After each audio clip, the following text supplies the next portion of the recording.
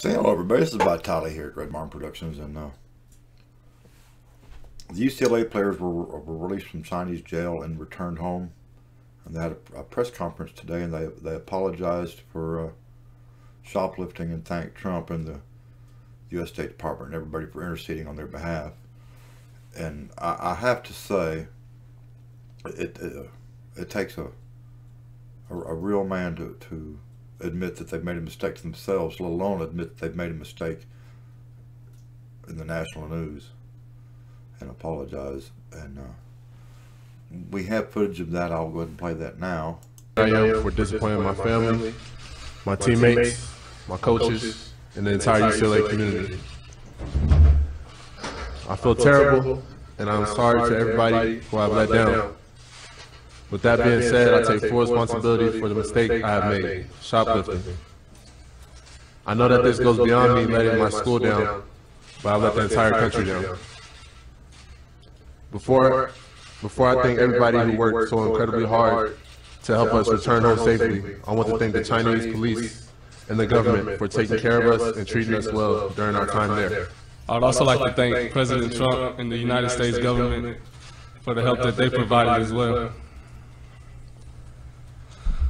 I'm grateful to be back home, and I'll never make a mistake like this again. I'm extremely sorry for those who I let down, but I'm also very thankful for all the help, love, and support that they provided. And I take full responsibility for my actions, and I'm sorry. I'm sorry for shoplifting. What I did was stupid. There's just no other way to put it, and I'm not that type of person. I hope that this mistake will not define me as a person, but it shows that I messed up and can learn from it. I don't want to be known for this dumb mistake.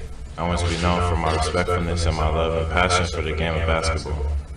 This event has taught me a lot, and it has changed me in a way that I can't explain. Now, I'm not going to just totally trash these young men. We've all made some dumb mistakes that we can't even explain to ourselves. I mean, we'll do something stupid, and then later we'll go, what in the hell were we thinking? And then we can't even honestly give ourselves a good answer, let alone anybody else. But the politics surrounding this have just been crazy.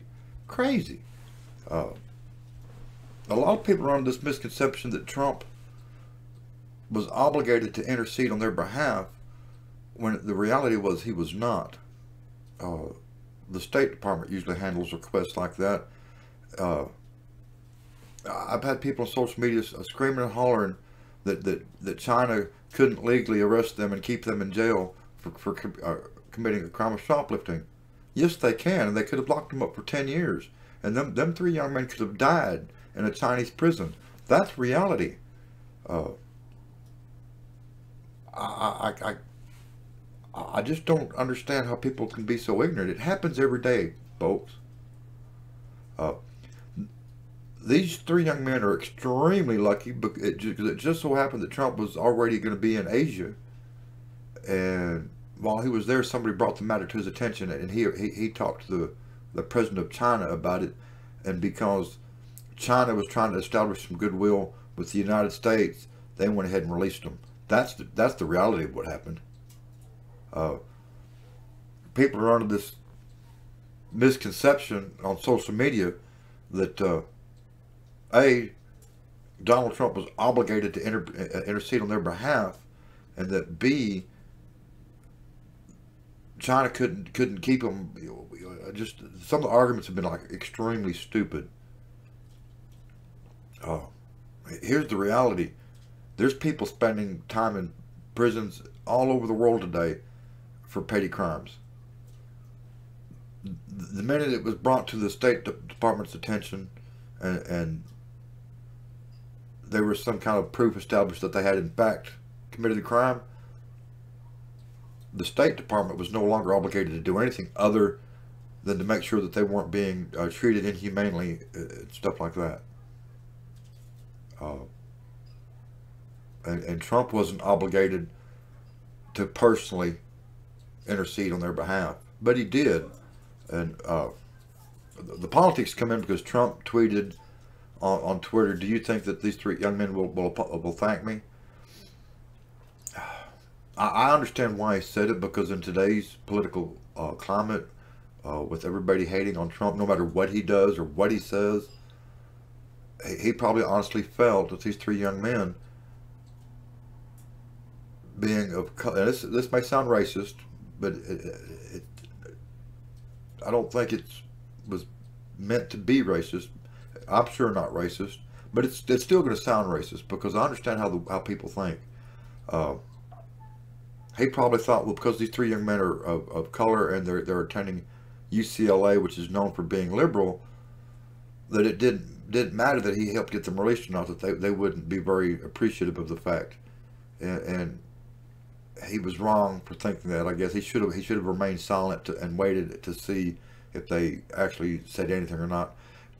Odds are they may not have thanked him. We'll never know now.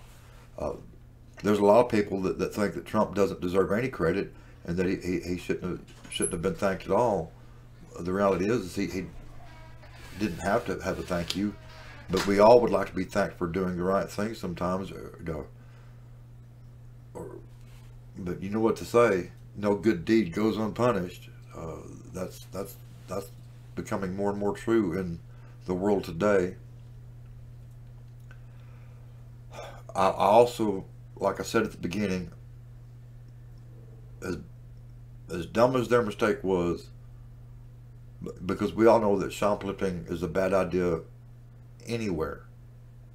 I mean, it's morally and legally wrong, and we're not even getting into that. It was just a dumb idea.